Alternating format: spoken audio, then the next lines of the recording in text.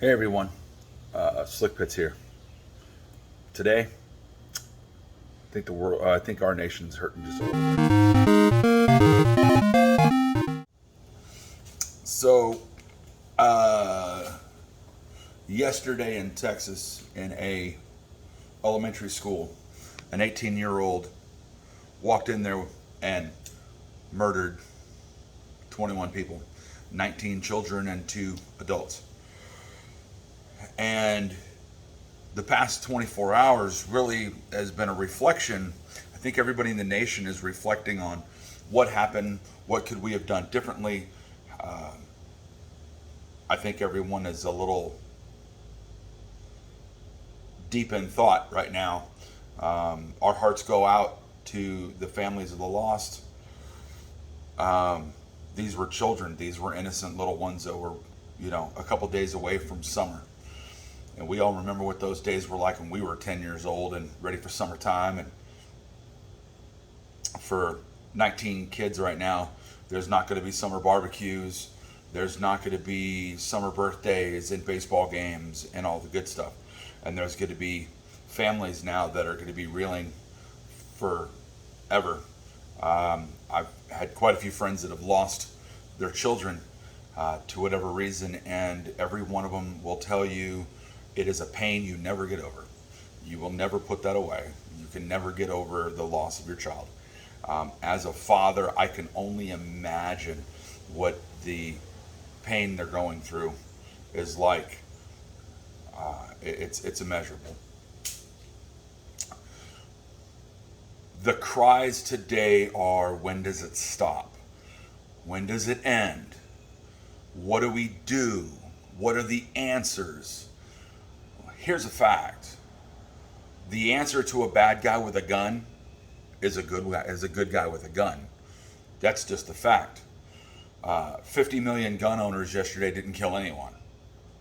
You cannot sit there and say that one lunatic with one firearm is going to represent every firearms owner in America. It's not going to happen. We have the Second Amendment to protect our rights. Because if that lunatic walks in my house or walks into most houses, they're not coming out. And rightfully so. So, when does it end? My question is, when does the mental health get fixed? When do we start recognizing some of these problems that we have in America when it comes to mental health? When do we start figuring out we have signs? This kid, if anybody would have paid attention, this kid had social media that had him talking violence and showing off his guns. You know what, dude? Real good gun owners. We don't sit around going, "Oh, look how Billy badass I am." You may see some of us at the range or something like that. And some guys have a little fun. Veteran guys that want to go out there and have fun with their toys in the desert and gun ranges. Hey, that's one thing. But we all like to hunt, have fun. But when you want to sit back and show off your firearms with some weird scare tactic, no, it's not the way to go, bro. Not really the way to roll. So, but there were signs, and in each one of these major shootings, every single one, people have had signs of PTSD, trauma, delusional, psychotics, um, everything from the Columbine shooting all the way up through now. One of the big things that ties and binds them all together is what's going on in their heads. And you can't sit back and have some thought process that if we just, oh yeah, we'll go through and strip America of guns, that'll be the way. No, because criminals don't follow laws, and you're not going to get every gun. Because miraculously, every gun I ever owned happened to fall in a river a while ago. No guns here. No guns anywhere. But we need to treat mental health more seriously than we even do the firearms conversations. We cannot sit back and every time a nutcase decides to go off and shoot a school, decide, hey, you know what, we're just going to go towards those gun owners and regulate them even harder. Because the regular law-abiding citizen gun owner isn't the problem. So yes, when is it going to end? I'd like some answers. I'd like to know when we have actually figured out how to reset someone's brain. I would like to know how we go, oh, you have a chemical imbalance in your head, so we can now fix that. But you'll notice a lot of these folks out there are strung out on Adderalls and all types of different mental medications that don't actually always help. We can talk about this stuff till we're blue in the face. I could say, hey, we should arm every teacher in America because, well, let's do some mathematics. Real quick math, folks. You have a high school of 1,000 people.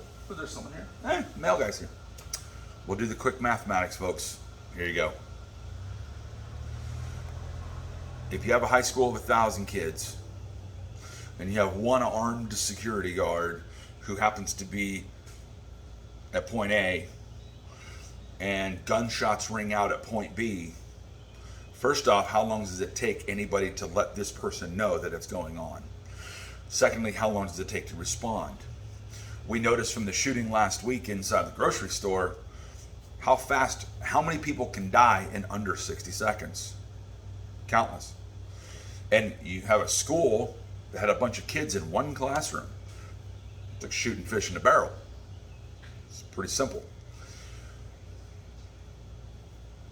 If that teacher behind that desk had a firearm and a kid opens fire in a classroom, the quickest, closest person to them is that teacher with a gun.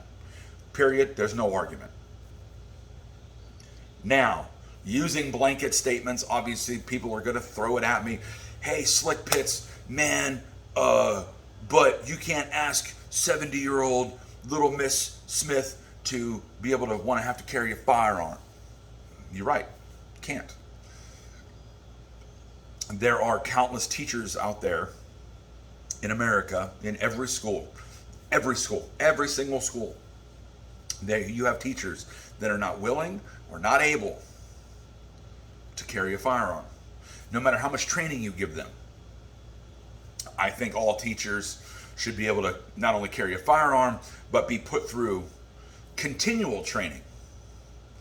Not only should they have to go through a lot of classes to certify to carry that firearm, and then go through continued training, firearms courses, yearly qualifications, keep them up to snuff on their firearms training.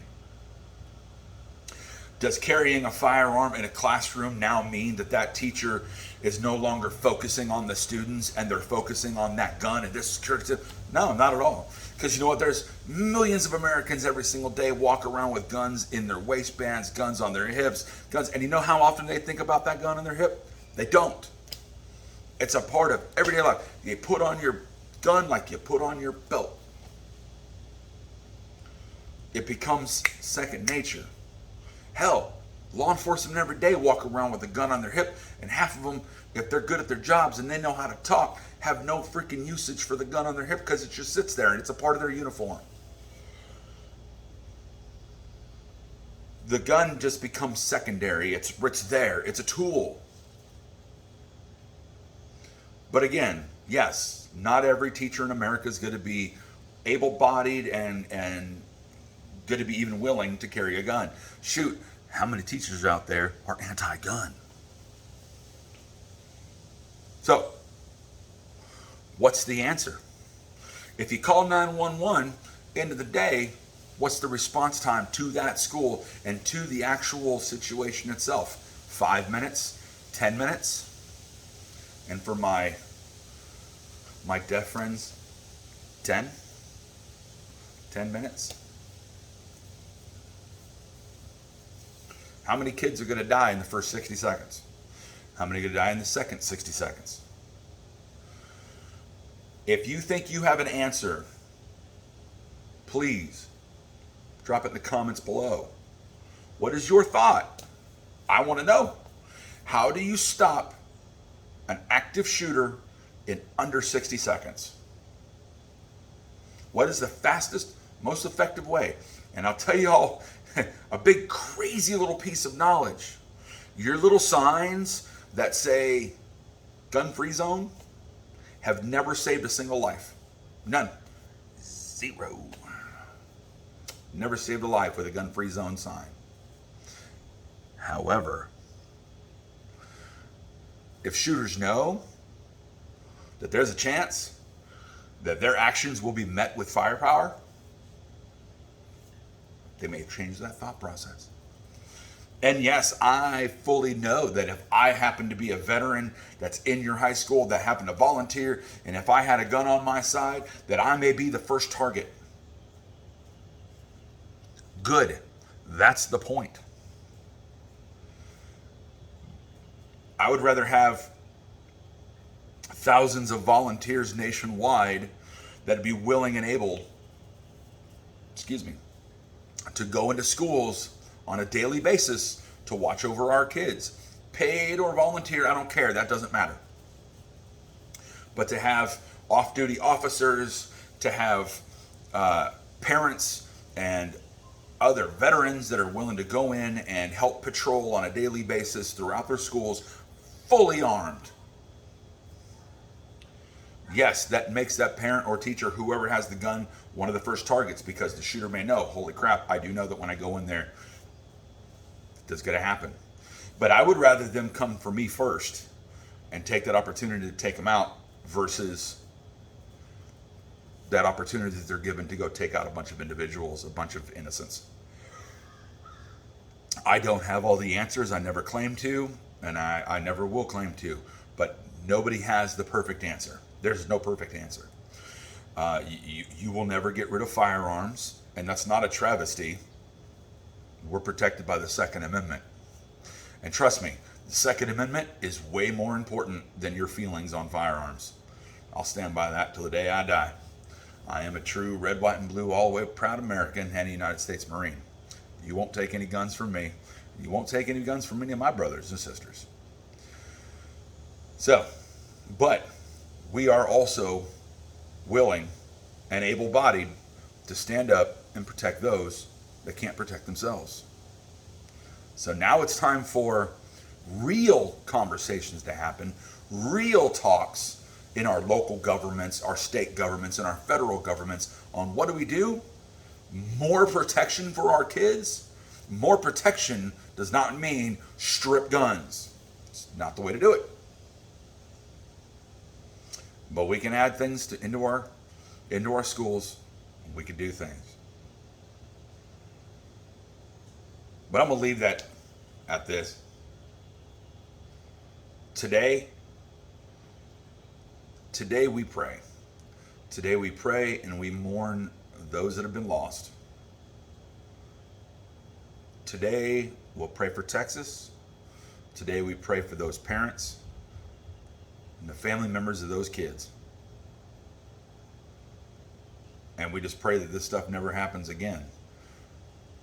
And then if you see something, say something. At the end of the day, when you're paying attention to social media as much as we all do, and you see some really jacked up stuff on social media that someone's talking about killing somebody, or someone's talking about I'm bullied, and now they're doing heinous looking stuff all over their pages that you know is not normal, it's time to speak up. And that includes in case it's one of your loved ones. You have to say something. People need help. But we can move forward if we all work together. And to the younger generation, I really, really hope and pray that our nation doesn't sit back and think that this is just a generational problem, that this is just some young punk kid who started stuff, because there are millions of American young people right now, today, that are working their butts off to make a greater tomorrow. A lot of our younger men and women that are in our military right now, some 18-year-old kid right now is hanging out over in Afghanistan in the United States Marine Corps or the Army or on the ship in the Navy or in the Air Force, who is doing his duty or her duty to serve this great nation who wants to be a leader. Parents, it's time that we all step up and we do a better job at raising and leading our kids into a brighter, smarter, tougher tomorrow. You know what? If you teach them how to be a winner, teach them how to take a loss, but teach them how to be a champion, and teach them how to, if you fail, learn from your mistakes, move forward. And you know what? But not only do you teach them to be a champion and you coach them through life, but you help coach their friends through lives, because you know what? Some of these kids ain't got a parent that's helping out. But that doesn't mean you can't step up and help be a dad or a mom to them. But you know what? Not only do you teach them to be a champion, but you teach them to be humbled. And you teach them to be there for other people. And when you do that and you create this young individual that works hard, who's dedicated, who is willing and able to serve their country and serve their fellow man, it's pretty amazing what you can end up with. But as a parent, it's our jobs. It's our jobs to raise them right. It's our jobs to get them help when they need it. And it's hard, and it's a hard thing, but you gotta raise them. You gotta raise them right. I don't have a whole lot else to say. I've already taken up 16 minutes of your time. But know that from this Marine to the rest of you, I have nothing but respect. My hat's off to y'all. And if you'd like my content, hey, you know what? I'd appreciate it if you guys hit that subscribe button, share this around with your friends on your social media. It could do me a lot of good. And I'll see you guys on the road. Slick.